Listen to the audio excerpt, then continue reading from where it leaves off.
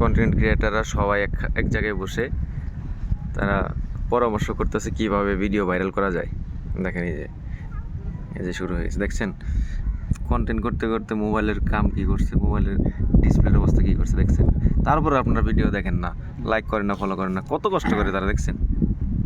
ভাই আমরা এই যে আপনাদের নিয়ে থাকি সারাদিন, ঠিক আছে, আপনাদের কিছু দেওয়ার আশায় থাকি, কিন্তু আপনারা প্লিজ এই যে আমার মামা যিনি ভিডিও করতেছেন তাকে একটু দেখবেন।